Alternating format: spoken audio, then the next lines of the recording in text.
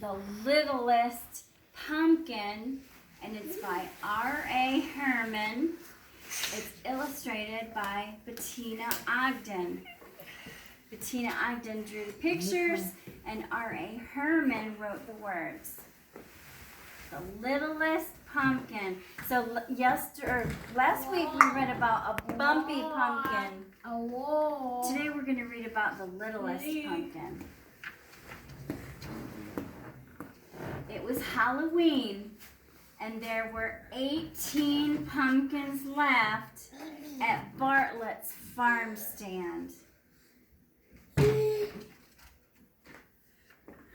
pumpkins looked their very best because they all wanted to be taken home and made into jolly jack-o'-lanterns. The littlest pumpkin had the biggest dreams of all. She saw herself shining in the dark with ghosts, monsters, witches, and fairies gathered around her, singing a Halloween song. And today was the day when all her dreams were going to come true.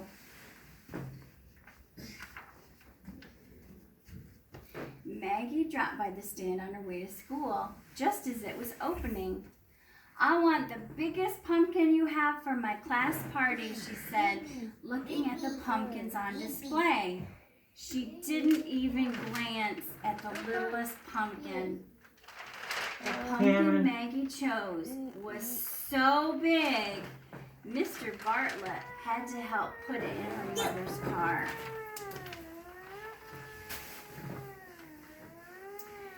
Jess wanted the roundest, then the twins arrived.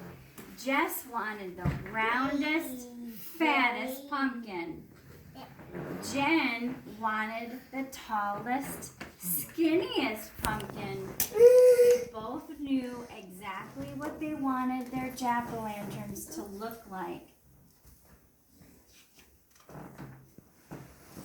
Later that morning, Mrs. Garland's class came to the farm stand to buy apples and pumpkins for their Halloween party. The littlest pumpkin was very excited when she saw all the children. "Now certainly I will be chosen by someone and made into a jack-o'-lantern," she thought. But no one chose the littlest pumpkin. All day long, people came to the farm stand to buy pumpkins. Mr. Potter ran in to choose a pumpkin for his daughter Kate. Poor Kate was home with the flu, but she had drawn pictures for her dad so he could see exactly what kind of pumpkin she wanted. Yes, baby. Mr. Potter looked at every single pumpkin until he found the right one. The sun began to set, and only 4 pumpkins were left at the farm stand. One pumpkin had a bruise on its back. One pumpkin was lumpy and bumpy. One pumpkin didn't have a stem. And the last pumpkin was the littlest pumpkin. The littlest pumpkin still had big dreams. She would be a beautiful jack-o'-lantern at a Halloween party. She would shine in the dark with ghosts, monsters, witches, and fairies gathered around her singing a Halloween song. The littlest pumpkin was dreaming. Gabe and Mona arrived. They ran up to the 4 remaining pumpkins. Gabe grabbed the stemless one. "Perfect," he said. "My jack-o'-lantern is going to wear this hat." Baby, you can't sit on my lap. I'm sorry, buddy. The littlest pumpkin. Okay, you sit right. "Oh, how cute," she said. The littlest pumpkin was so happy all of her dreams were going to come true. But It's too small for me to carve into a jack-o'-lantern, said Mona, putting it down. Then she picked up the lumpy bumpy one instead. Now this one is perfect. Soon it was dark, and the stars began to sparkle in the sky. Mr. Bartlett was cleaning up. Oh, please don't close yet, thought the littlest pumpkin. I must be a jack-o'-lantern for Halloween. Suddenly, Mr. Bartlett heard someone calling his name. Mr. Bartlett, Mr. Bartlett. It was Sam. Please wait, said Sam. I need a pumpkin for my party tonight. Mr. Bartlett picked up the bruised pumpkin and told Sam that if he turned it around, it would make a very nice jack-o'-lantern.